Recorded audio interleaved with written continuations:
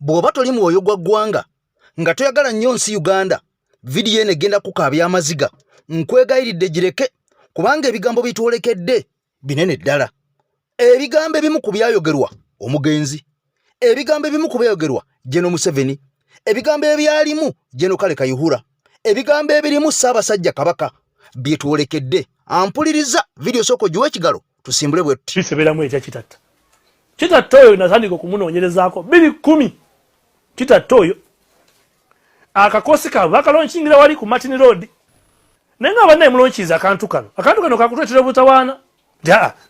Nani? Kitatta. Bamusibe. Era njagenda mu military nkole statement. Kitatta mumanyi. Yakuba abantu nga ndaba. Abaana ba Century, aba Safe Border. Omuntu yenna bwe bakunya mateeka wano mu Uganda. Nayogera ku mbeera challenginga obe soomooza abakulu. Oyo abaziza omusango nagomola okusinga zizo omusango mwennyini. Nkugambye tugenda kutambula mpola kubanga ebigambo biwanvu ddala. Omugenzi kati Kirumira Muhammad eyattibwa nga yakamala okusinkana mu Museveni, oyo gotunulidde General Kayihura. Ani yamutta? Lwaki yattibwa? Baani abaali mu lukwe? Ebigambo biwanvu. Katwongere ebigambo bino katono nkomewo nkubuulire. Lwaki oba ebitongole biralala mu polisi CID ate Nalufenya, Kireka, SID, SOU, SOP. Kyenoonya njagala mungobe. Muntu n'ababawonye. N'abambawonye. Muli mu kibuga, bintu bibalema, bantu babatta, bantu babatema, Nansana. Polisi endikwata neggwayo egenze Nansana gaba ssente. Emize gye tulwanyisa obwamalaya bumenya amateeka. Mubawa ssente. Muvuga emmotoka nnungi. Musula ku Ntebe Road. Mulina amayumba gatunulanga abantu. Ssente muzijjawa bassebo. Office de mwampa eri mu nsiko. Naye baluma. Eri mu nfuufu. Ni musajja muyivu. Mbeera buyende. Ndabika bubi. Eri mu nsiko gye mwambeeza. Mbeera bulungi. Ndya bulungi, nsula bulungi. Sisobola kuddamu kukola mu poliisi. Ne bonsibako enjegere. Okujjako nga poliisi bagiyiye. Okuva waggulu paka makati. Ne musigala mundowooza bakopolo.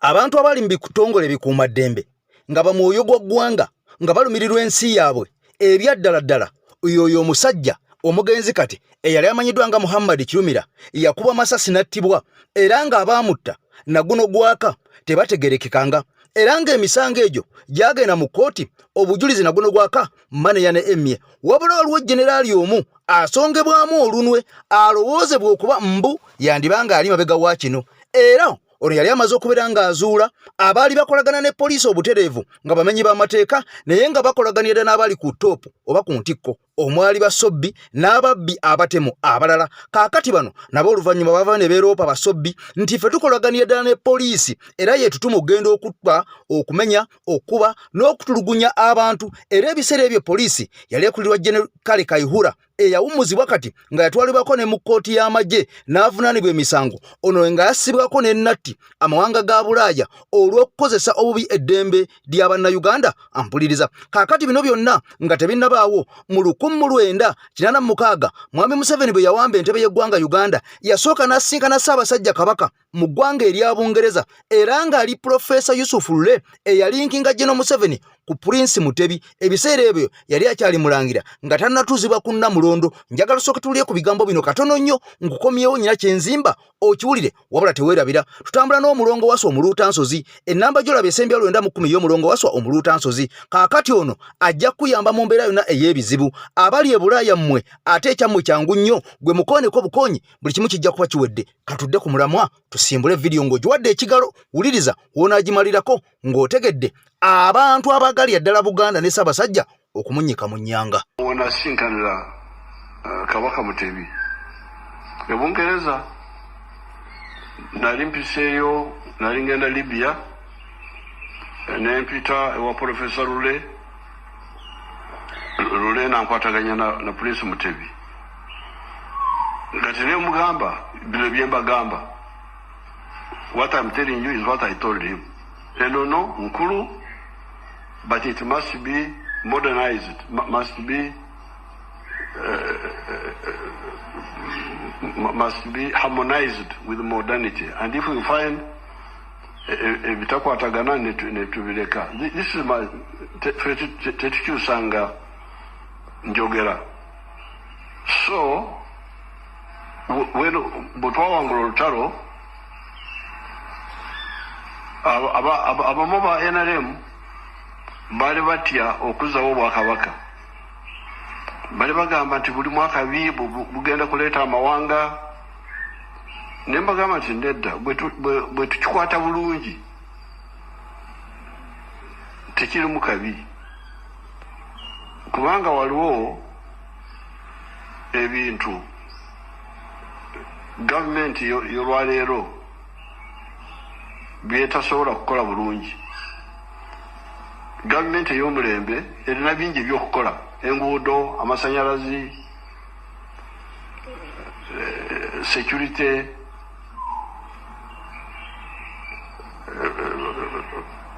communication, ebyo byonna, a lot of work.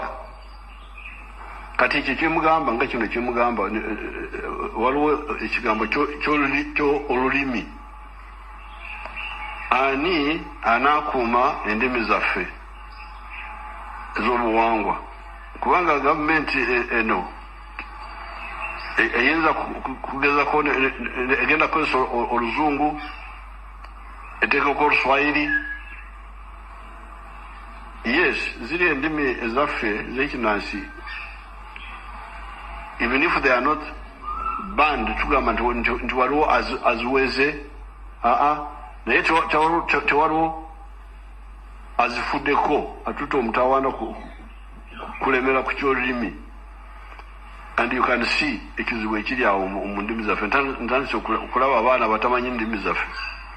Kaakati nno bingi ebyayogerwa wakati wa General Museveni ne Ssaabasajja Kabaka Ronald Mwena Mutebi kati essaawa zino owookubiri ali ku Namulondo, wabula nga naawe njagala ofumiitirize era okuba ettooki ombuulire ku byolowooza ebyayogerwako oba ebizenga byogerwako bimeka Buganda byetuuseeko, naddala ebyo ebyatusuubizibwa nga naguno gwaka tebirabwangako. Olulimi Oluganda nga ne wenjogerera essaawa zino lutankanibwa okubeera nga lugenda kusuulibwa luviire ddala mu masomero nga tebalusomesa, wabula ng'Oluganda lwe luliko ensi Uganda kwe lutudde, era nga mu 80% abantu mu Uganda yonna boogera Oluganda. Wabula Mwai Museveni akakasa n'agamba nti gavumenti tegenda kukkiriza lulimi lwa kinnansi, eyagala Luzungu na Luswayiri. Wabula abantu beebuuza, bw'abanga ddala Mwami Museveni nga ye omukulembeze w'eggwanga alumirirwa ensi, lwaki ennimi ez'obuzaaliranwa era ennimi ez'ensi bwe ziba nga zisomesebwa mu masomero zitandika okugibwa ku serebaasi,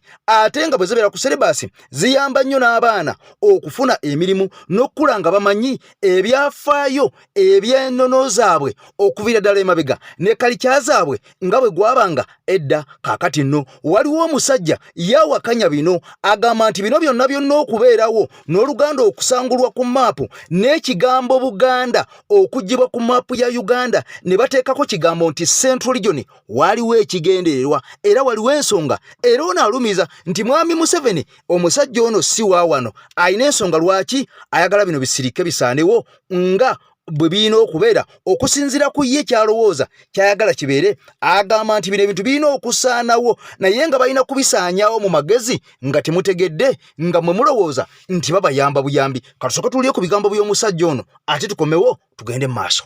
Owai afuga mu ki simanyi bulijjo nkunyonyola ng'oliridde ekyo wakyerabira mbyo bulijjo teweerabira. Bulijjo oŋŋamba nti akulembera wano si Munnayuganda muzaali, Munnalwanda. Mpulira. Tekikutiisanga okwogera. Mpulira. Kubanga that is the fact. Mpulira. Himself 1882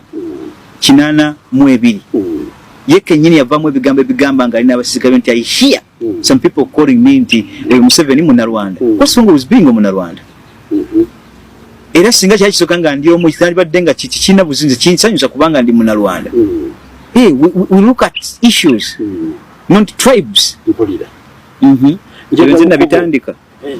Ku kibuuzo ekyo gyakubuulizaako abantu bano bwe tuba tuyingira ebintu by'okusalawo obukulembeze ng'era bw'okitadde ku kigendererwa ekyo ebyobufuzi. Yes. Bwe tuba tulonda tubaako n'enkalala z'abalonzi. Yes. Abatali Bannayuganda batuuka batya ku nkalala z'abalonzi ne baweebwa n'ebifo we balondera. Ekyo kiyinza kukulumya muntu watuukira okuweebwa national ID olukalala lunamulemu okuyingiramu. Mpulira. Faawo naawe kankaka. Mpulira. Ofune national ID ne passport ogifune nti okwewanisa wajja lwaki? oboyira kiwajja okuso abatudde mu kitongole ky'ebyokwewandiisa baki olabye y'omuganda gwe bawadde ekifo ekyo sibeetegerezanga abaganda babadde baabwe likewise kitunuulireko ne mu gavumenti ya his excellent president bangi abalimu abakola nga ba senior 6 senior 4 nenge mije bakola gyaba diguli mpolera ebyo tubirabanga mbiraba ebyo bimanyi bulungi era oyo omukulu w'ekitongole kya UNEB abaddeko ko Jaffe Bukenya oyo ebyamaalina bingi mpolera biseetaaga nnyo nsi kutegeera kati bangi abafunye empapula ezo nga bakukodde enkokoole nga na buyinza ninga bwe tebalina biwandiiko omubuuza essomero lyo liri liddawa tayinza dde kusongerako namali wano senior 4 tulete wasoma nabo 10 kale 3 abawa obujulizi nti ddala waliwo oli mudde tukebe ne center number gye bakusindika baba bagikufulumiriza kuli nti wafulumira mu center number gundi oŋŋambe nti abaatwalira baali bwe bati ng'omuwendo gwe basobola okukusangayo olutalo lw'abatwala bayitirivu lutalo lw'abatwala lutya obbi baabasinga bwe bababuuza bagamba bafaawo naawe mpulira lutalo z'abatwala fe bakitaffe ng'ebyababikuma batya nga ate babinona bya Buganda lutalo lwatuuka enkole mpulira faawo naawe mpulira kale mu ekyo na kino bwe kifaanagana nti okuyingirako mu bitabo bonna sisitimu y'emu kigenda okujjanga kipulaninge ezo national ID mu ggwanga Uganda tosobola kubeera expire mu ggwanga lyo Museveni naye tugambe nti bw'anaavaako nga tutegedde tweseza bwe gye bava national ID zaffe ze bazeekubira Museveni Munnarwanda n'ebyabo byonna tubitwaliremu mukutu gwa muntu wa wansi mukutu gwa nkyukakyuka ogwa AKTV Media Uganda nange AK Master emabega w'omuzindaalo abatugoberera mwenna mbatumiddeko nnyo okuva ebule n'ebweya mikwano gyange bali mu ggwanga erya USA temulowooza nti nabeerabira naye mbadde mukosefu ebigambo bwe bityo omukyala Mari ggwanga lya Switzerland weebala emirimu gy'enkyukakyuka nsaba Mukama Katonda akubalire ekisinga obulungi omukyala omulala mu ggwanga erya Switzerland amanyiddwa ngaani erinnya ndyerabidde naawe nkutumiddeko nnyo mwebale nnyo gye mukwasaganya engalo kaakati mukwano gwange ampuliriza President Robert Kyagulanyi Ssentamu Mitembo ono nga yakomyewo dda mu ggwanga Uganda era ng'ono atuukidde eri mu bitundu bya Western okugenda okuziikirako mukyala we maama w'abaana be eyafiiriddwa jjajjaawe ampuliriza era ng'ono bambi abadde yakatonya tawummudde na kuwummula era atuukidde mu kuziika oba mu kkungubaga ku lwa mukyala we n'abaana be n'omukwano gwabwe wabula mu mbeera eno waliwo omusajja avuddeyo n'ategeeza Bebe Cool nti taddangamu okubeera nga yeegeraageranya ku President Kyagulanyi Ssentamu Mitembo kubanga leevo z'abayimbi bonna mu ggwanga Uganda yazivaako ddakebe East Africa ono omusajja kyaliko kirala nnyo yadda ku levo endala era ono omusajja yogedde ebigambo bino nfanfe wa Bebe Cool bwoya bwe baazirunda naye nga kati alabika baayawukana era ono baakolako n'oluyimba bombi ng'ate balumba President Kyagulanyi Ssentamu Mitembo naye omusajja agambye yeekakasa dda n'agamba nti amazima googerweko omusajja waali kati ne byakolera ensi birala nnyo okuggyako abo abatalaba abatategeera be bayinza okudda ku President Kyagulanyi Ssentamu Mitembo ne bamugeraageranya ku levo eyaffe ey'abantu aba wansi naye ng'ekyamazima amatuufu ono omusajja yabamba omusajja yagenda dda omusajja ali birala omusajja ali biwanvu era ono agamba nti abayimbi kabenga abantu si bayimbi naye Munnayuganda wenna bw'obanga okyajjukira ebiseera biri Bobi Wine we yabeereranga ebyo toddangamu okubirowoozaako biveeko ddala olowooza ebintu ebipya okuba ettooki omanye nti nno omusajja ensi yakyuka tumwegatteko bwegassi kubanga kyaliko kiyamba ggwanga njagala tubiwulire nga bwe tubiraba tweyongereyo bw'okeera ku makya nga mwali basatu ng'omu bamanyi tutegeera amaanyi g'omusajja lw'abaani abamulwanisa if you wake up one morning and realize His Excellency Robert Kyagulanyi Ssentamu alwanisibwa President Yoweri Kaguta Museveni, what does that show you? You tell a man his power by who is fighting him. Exactly. So right now, if a mere artist who came from the ghetto became a diplomat and is being fought by the president running a country, being fought by the intellectuals, the so-called ones, abateke, what does that show you? Nti avudde ku level ya artist aina level kwali. Kati nawe ddayo osomo osobola okuba ng'osobola okudibetinga n'abantu awo nga nawe osobola ofuuka emboozi yaabwe. Nga bw'agamba nti ndi gundi naawe ng'oli gundi. Simon kakuddiramu. You only tell how powerful a man is by the kind of level of his critics.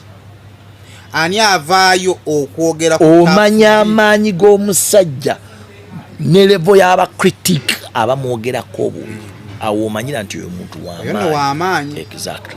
Waliwo omuntu gobera nga tuyaho kigambo kinene ogamba olaba gundi ayogedde. Exactly. akasajja kale kakabatu kati bwokeera ku makya n'osanga omusajja nga His Excellency Robert Kyagulanyi Ssentamu ngaddibwamu abantu nga His Excellency the President of this country Kaguta Museveni, ngaddibwamu abantu nga Andrew Mwenda, ngaddibwamu abantu nga abakulira kingdoms. Omanyi oyo omuntu takyali ku level yo, waafunidde attention y'abantu abali ku level yo. Ekitegeeza tewali akasuka jjinja ku muti gutaliiko miyembe. Kitegeeza omuti gwe guliko emiyembe egyengedde. Bw'olaba afuna enkonyogo nnyingi w'omanyira nti andese.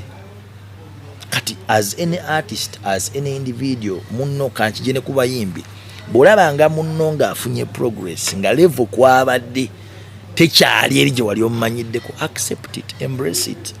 Bw'oba osobola musemberera akuyigirize bw'akikoze. Kakati omusajja oyo amanyiddwa nga Tafubbi, era ng'omusajja oyo yali nfanfe owa Bebekulu, era ng'ono yegatta ku Bebekulu ne bawalanako ku President Kyagulanyi Ssentamu Mitembo Bobi Wine, naye kati ono nga yasala dda eddiiro. Era omusajja ono abadde presenter ku NBS okumala ebbanga eddene nnyo, era ng'ono yali ng'aweerezako program kuva ssaawa nga 9 mpaka ssaawa nga 12 ez'ekawungeezi. Abamumanyi mumanyi yateekebwangamu ssente MTN, simanyi wa programu eyo ekyaliko oba yavaako, kubanga NBS eyo ye TV gye sikyalaba, TV yonna enyigiriza Munnayuganda nga tewagira mirimo gya nkyukakyuka, olwo mba nange njeesonyiwa. Kati mu mbeera eno ku bigambo ebyayogeddwa General Museveni, vidiyo yaffe eno ng'etandika n'agamba nti nasisinkana Kabaka Mutebi mu ggwanga erya Bungereza bwe nali ŋŋenda mu ggwanga erya Libya, wabula eyanninkinga ku mwami ku Kabaka Ronald Mwera Mutebi eyankonekitinga yali Professor Yusuf Lule. Kaakati ono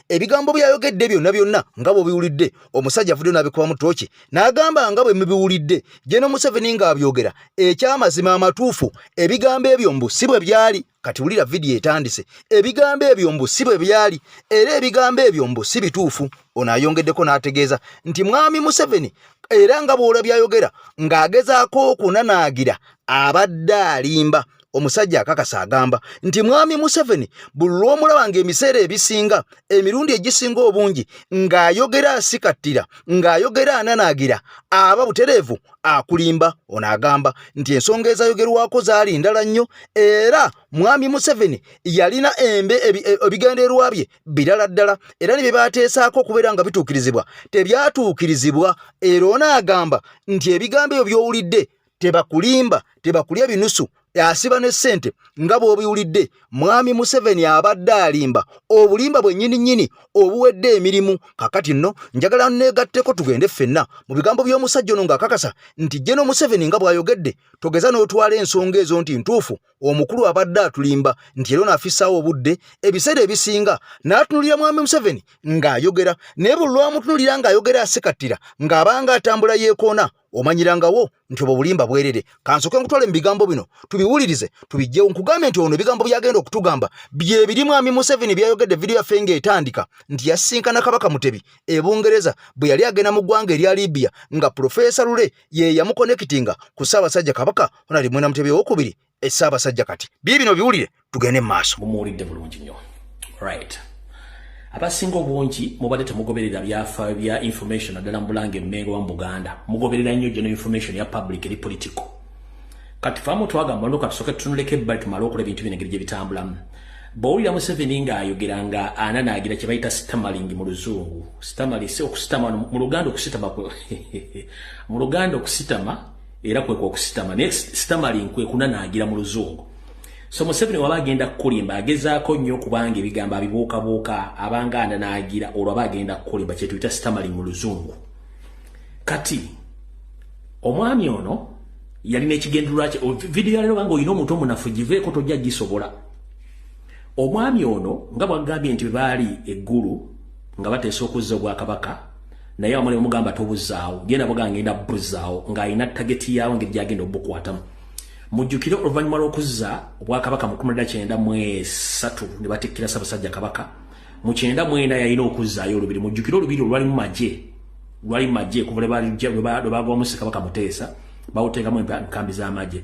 Kati mu kuluzzaayo yakola statement n'agamba mu 1994 nti omugenzi Milton Obote yakola ensobi y'okulumba Buganda, ye alina enkola ye ajja kukozesa Baganda okusaanyaawo Buganda, naye nga Baganda baakozesa sibe baganda bwali abaganda betuyita abaganda abaddala nga ajja kukozesa ensowolo bonkwezenge kusanya obuganda ekigenda maaso lwaleero.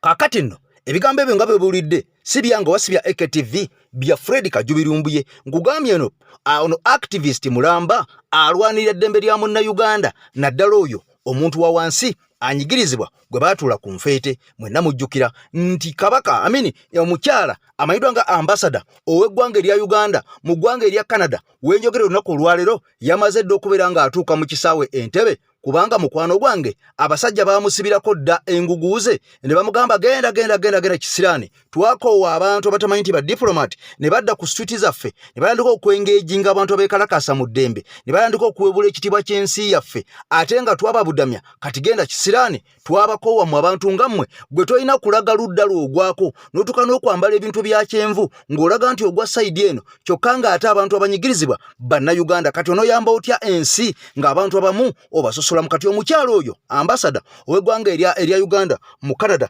amanyiddwa nga Joy yagobeddwayo ampulizo na kulwalero lwatuuse kyokka nga ne deputy ambassador ow'eggwanga erya Uganda mu ggwanga erya UAE naye yamakomewo dda yagobwa esawa 48 yali amaze okubeera nga atonya ku kisaawe Entebbe mu ggwanga erya Uganda ono yagobwa ne ttiimu ye yonna oluvannyuma lw'okusanga nga abantu bano baali badidde embassy nga bagikoleramu emirimu emikyafu emirimu gya kasino egiwedde emirimu nga saa 10 bwe ziwera embassy neggalawo bano beefuulira badda mu kukola mirimu gya kasino kuzannya zzaala mu embassy ate nga bino tebikkirizibwa mu mawanga ag'enjawulo okwetolola ensi yonna naddala eggwanga eryo erya UAE terikkiriza mizannyo gino gya kasino okujjako ng'olina layisinsi kati ewe nange obitadde ku mabbali omukyala amayiddwa nga Anita Amongo ono ye sipiika ow'eggwanga Uganda ampuliriza jjukira nti ono yaggulawo ekisaawe eyabokeddeya wabula ng'era ono y'omu y'omukyala amu kubasinga okudibuda ensimbi y'omusolo era ng'ono n'amawanga ga Bulaaya gamufuumuula dda ne gamugobayo ne gamuga nti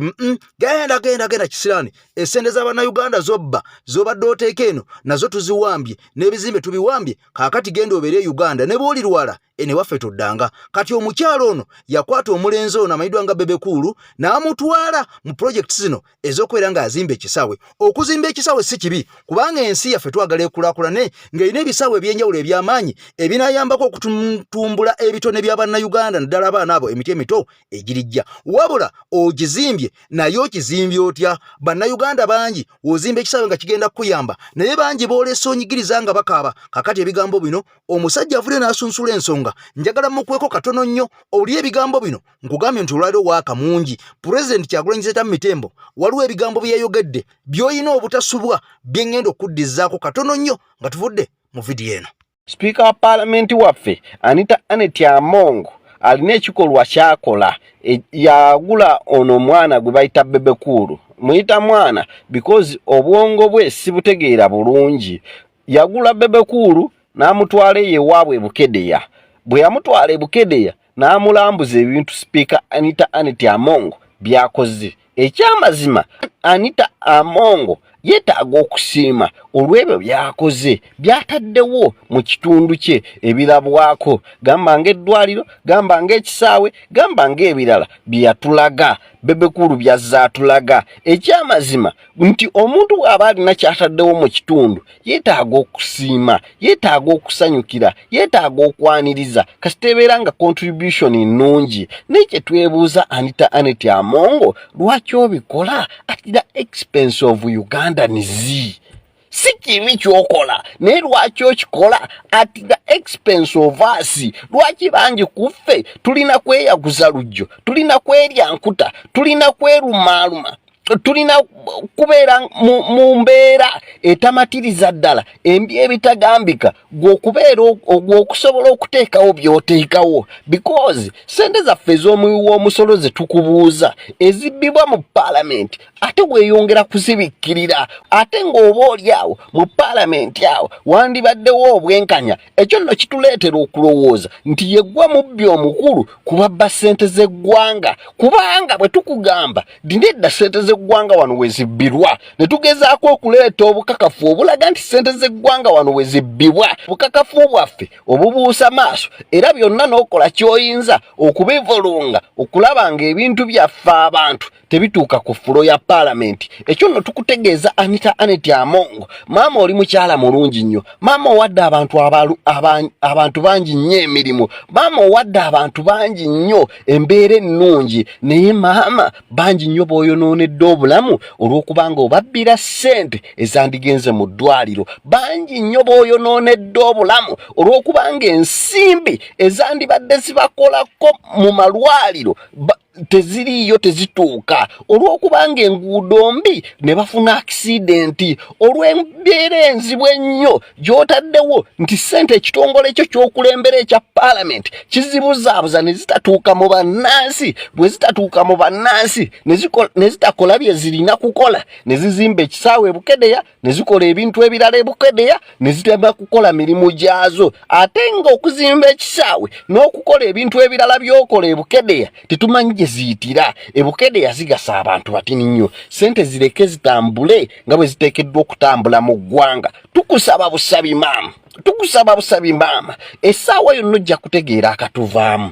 naye totukaka, totunyigiriza, totuleetera kutuuka mu mbeera yakwekyawa. Baako ky'okola, weekube mu mutima ng'omuzadde, weekube mu mutima nga munnaddiini, kubanga nkulaba olaga oli mukkiriza. Kati ng'omuntu omukkiriza omanyi ky'oteekeddwa okukola ku lw'eggwanga lyo, oleme kukaabya bannansi maziga gw'olw'okuba otereeza e Bukedeya. E Bukedeya ne bw'onaatereezaayo nga bannayuganda abalala bali mu buyinike, tekijja kuyamba ggwanga, tekijja kukuyamba ng'omuntu, era sitiiru bannayuganda abalala bajja kusigala ng'amazike gaabwe gakulukutira ku ggwe. N'olwekyo tukusaba maama, ebigambo bino saagala bikunyiize, ebigambo bino nsaba obitwale nti mbikugamba mu mutima gwa kizadde, bikugamba mu mutima gwa kintu kikulu nga bye biteekeddwa okukolebwa ebyaddala. Twakugamba ne tukulabula ku bulabe obuli okujja paalamenti mu kizimbe kyayo ogitwale eggulu. Kati essaawa ya leero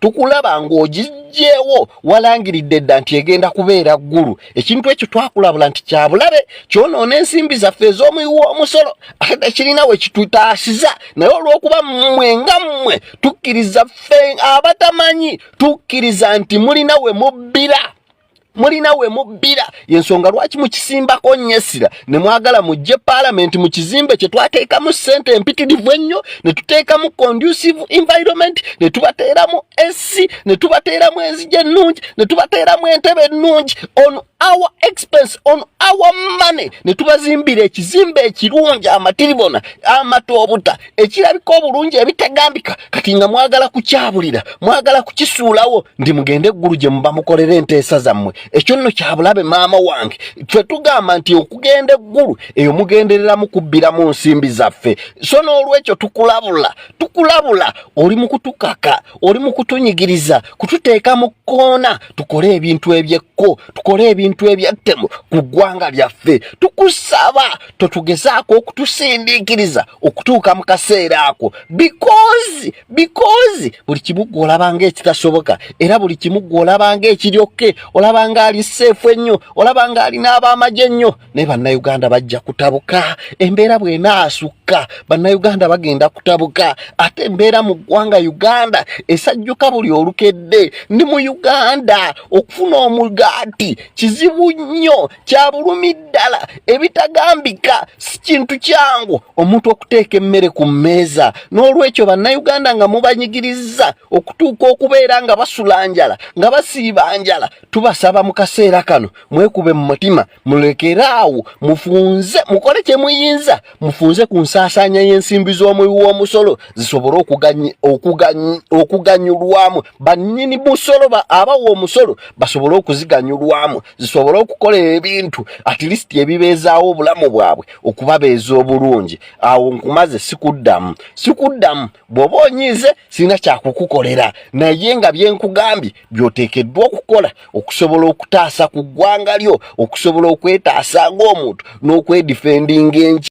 Kakati ebigambo ebyo nga bw'obiwulidde byonna bigenze wa Speaker Anita Anet Amongo. Ampuliriza mu comment ojja kumbuulira obyogerako ki. omusajja kyayogedde kituufu gwe ndowoozayo oba endabayo eryetya ku nsonga ezo wabula nga mukwano gwange nga bwe nakunnyonnyodde nti amawanga aga Bulaaya ono gwe gaasookera ddala okubeera nga gateekako natti mu bantu abali mu paaliyamenti essaawa zino kakati n'abalala bangi bagenze bagoberegana era nga nabagamba nti abantu bangi be mugenda okulaba omwaka guno abagenda okukubwako natti ne bw'obadde tosuubira mwenna mwakirabye nga Mathias Mpuuga ono y'omu ku bazzeeko okukubwako natti omusajja Dr. Hildaman kyokka nga bano bali kudda luvuganya gavumenti naye yakubiddwako dda natti Veronica Nannyondo naye natti yalumye dda bano ng'ogubavunaanwa kwegatta n'okuwagira omuntu eyabba ssente ez'omuwejjere ate mukwano gwange ne babeera nga ye gwe bawagira kakati nno Pulezidenti Kyagulanyi Ssentamu Mitembo bwe yabadde mu ggwanga erya Canada olunaku olwasembayo ku conference alina ebigambo bye yayogera oba oliawo byenjaga tutunuulire katono nnyo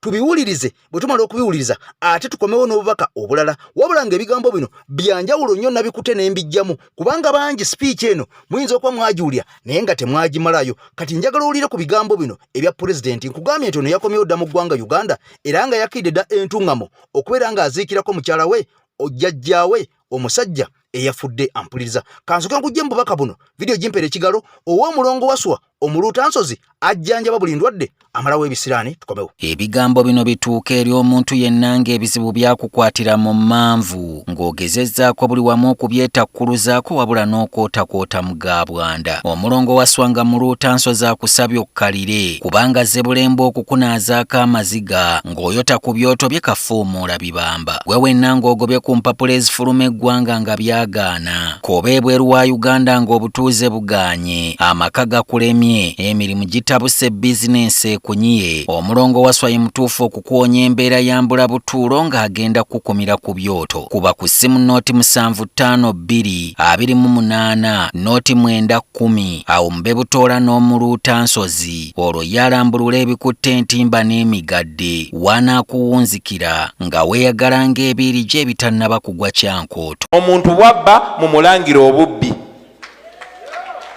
ate omuntu bw'akola ekirungi era mukyogereko naye okusingira ddala mwenkarejinge abalala bonna bakolenga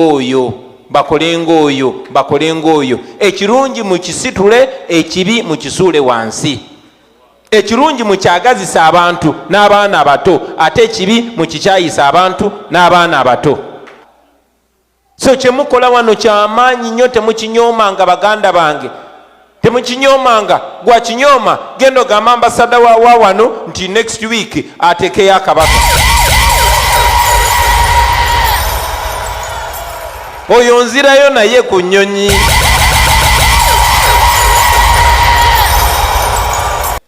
Twesanga ebiseera ebimu ng'ono ali eri n'oli ali eri ffenna ekitunyiga kye kimu. We must win together as brothers or lose together as fools.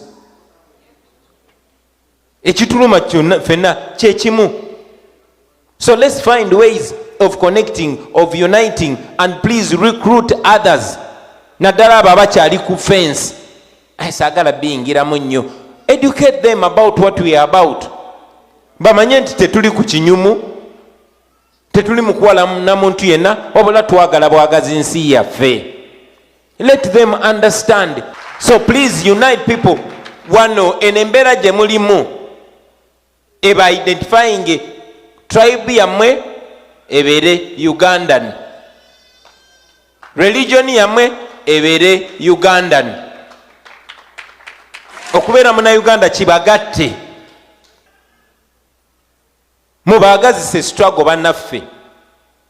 Show them the honor that is there in standing for what is right and the shame in supporting what is wrong. Ne mukikole mu ngeri ennungi. One other thing kyenjagala obbasaba is to turn the entire Ugandan community into activists. Activists for change, activists for better.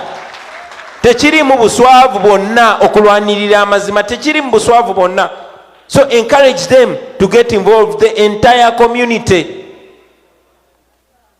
Encourage them. If you are neutral in a situation of injustice, you are on the side of the oppressor.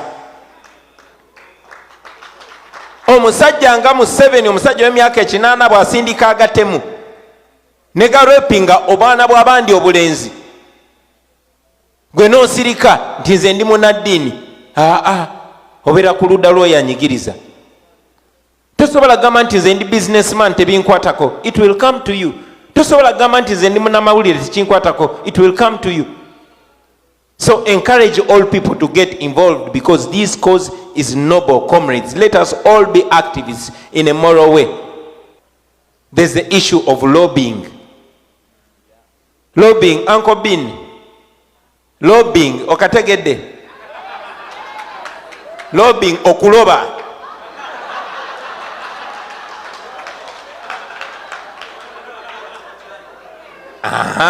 Akategedde.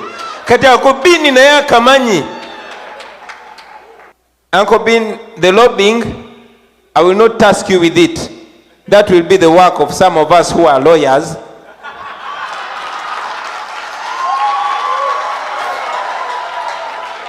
And some other leaders. But I must say, comrades, while we go to those offices and speak a lot of English, while they are reading our emails, while we are calling them on phone, you also need to make your presence felt.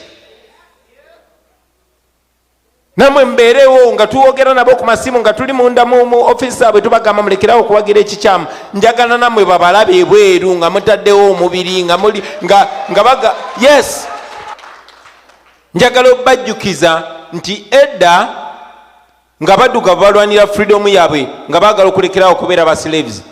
Aboogezi b'enzungu abaloya abatono be baali bafunye abaddugavu nga bali eri boogera bulungi nnyo, abaddugavu baalinga ku street nga bali mu kwekalakaasa, so that wabeerawo pressure.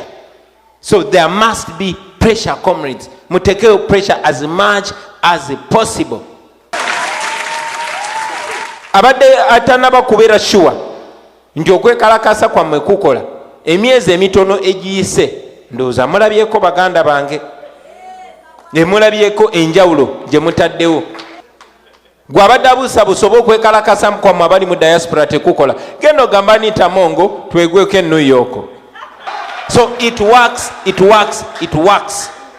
But this is how it works, comrades. You must increase the pressure on the government to do the right thing. That is the only way. That is the only way they are going to do the right thing. They cannot do the right thing unless if you pressure them to do so. Buli nkyukakyuka yonna ebaddewo, buli njawulo ebaddewo ebeerawo mu kwekalakasa okubeerawo mu gyenkaaga, mu gyekinaana. If you don't stand up, nobody is going to see you. If you don't show up, nobody is going to see you. If you don't speak out, nobody is going to hear you. Ate mwe mwandibadde mwongerera mudaane kasukaali kubanga tewali drone egenda banona.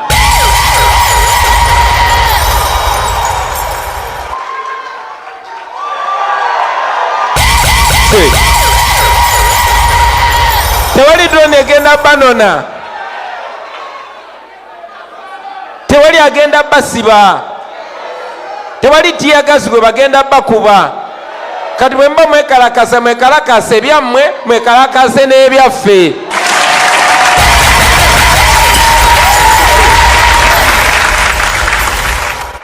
Buli w'obulira ng'oweddemu amaanyi lowooza ku Bobby Yanga. Bobby Yanga ali mu kkomera naye lwavaayo lwennyini enkeera atandikirawo. Akirewa ali mu kkomera naye lwavaayo lwennyini enkeera atandikirawo. Macheta ali mu kkomera naye lwavaayo lwennyini enkeera atandikirawo. Olivia Lutaya n'abalala bangi nnyo. Kati ate ne kino kambasabe. I want to request you to also increase the pressure on our oppressors back home.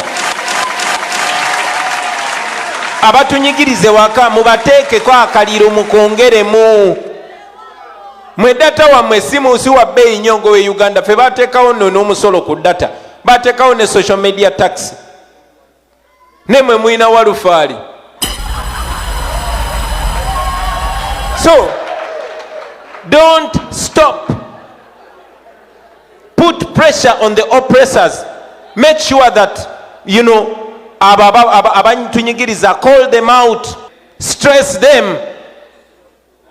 Abanyigiriza bana Uganda, mubalekanire, mukozese social media zammwe, mubalabise, mubaleetere stress ne depression na byonna. Yes, mulwane mu ngeri yonna gye musobola kasitebanga eri non-violent kasitambanga temuwemudde towemula muntu naye osobola okugamba omuntu amazima nga musajja mukulu oba mukazi mukulu n'omugamba amazima n'amala ennaku 2 nga tafuna tulo kati mubabuulira amazima nga tonaba kwebaka mubuulire amazima ate oluzuukuka gw'oba okererako era ogamubuulire tell them the truth.